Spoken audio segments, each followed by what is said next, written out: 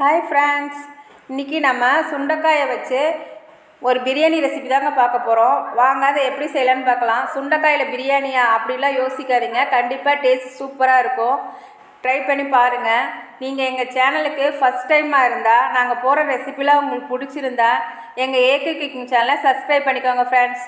Skip பண்ணாமல் பாருங்கள். வாங்க அந்த சுண்டைக்காய் பிரியாணி எப்படி செய்கிறதுன்னு பார்க்கலாம்.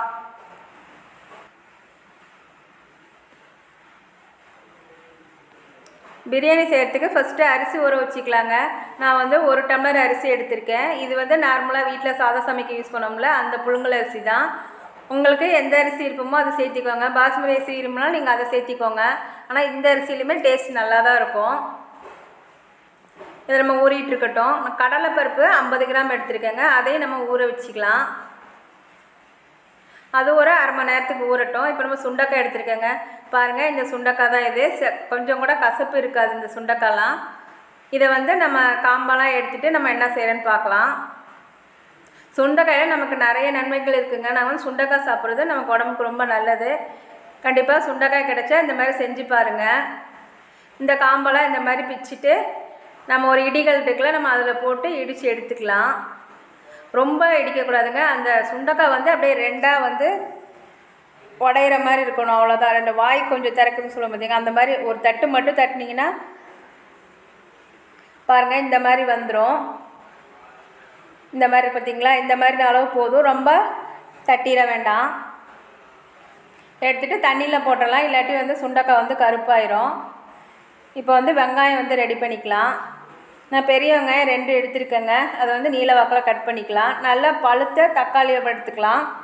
அது வந்து 2 தக்காளி எடுத்து கட் பண்ணிக்கலாம். அந்த நடுப்புற உள்ள நரம்பெல்லாம் எடுத்துகிட்டு கட் பண்ணி எடுத்துக்கோங்க. இப்போ பிரியாணிக்கு எல்லாம் ரெடி பண்ணிட்டோம். இப்போ பிரியாணி எப்படி செய்யணும்னு பார்க்கலாம். ஒரு குக்கரை அடுப்பில் வச்சு எண்ணெய் ஊற்றிக்கோங்க. நம்ம பிரியாணிக்கு தேவையான பட்டை, கிராம்பு, இந்த அன்னாசிப்பூ, பிரிஞ்சி இலை, சோம்பு, ஏலக்காய் நம்ம இதெல்லாம் வந்து சேர்த்திக்கலாம். அதெல்லாம் சேர்த்து பொரிஞ்சு வந்ததையும் வெங்காயம் 2 வெங்காயம் கட் பண்ணி வச்சுருக்கோம்ல, நம்ம அதை சேர்த்திக்கலாம். சேர்த்து நல்லா வதக்கி விடுங்க. வெங்காயம் நல்லா வதங்கிடுச்சுங்க. இப்போ இஞ்சி பூண்டு பேஸ்ட்டு நான் 2 ஸ்பூன் போடுறேன். இது சின்ன ஸ்பூன் தாங்க, நல்லா 2 ஸ்பூன் போட்டுக்கிறேன். நல்லா பச்சை வாசனை போகிற அளவுக்கு வதக்கிக்கலாம். வதனேன்னு நம்ம தக்காளி சேர்த்திக்கலாம். தக்காளி சேர்த்து நல்லா வதக்கி விடுங்க.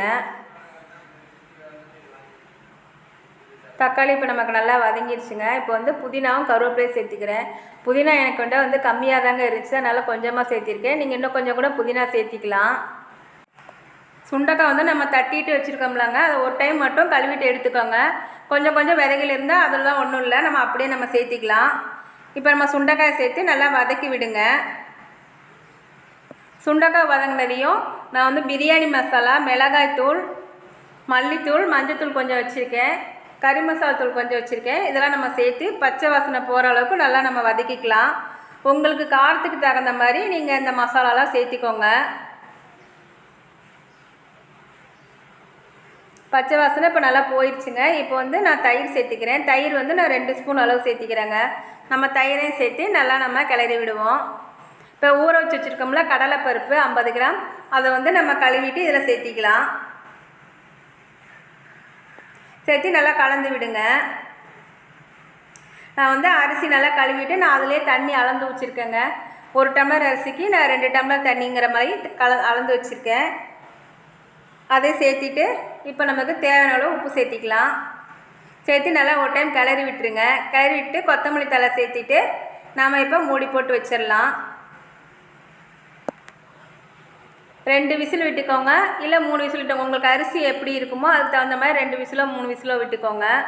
இப்போ பாருங்கள், பிரியாணி வந்து நமக்கு சூப்பராக ரெடி ஆயிடுச்சு. சுண்டைக்காயில் நம்ம சட்னி, குழம்பு இந்த மாதிரி தானே செஞ்சுருப்போம். இந்த மாதிரி டிஃப்ரெண்ட்டாக நீங்கள் சுண்டைக்காயை வச்சு ஒரு பிரியாணி செஞ்சு கொடுங்க.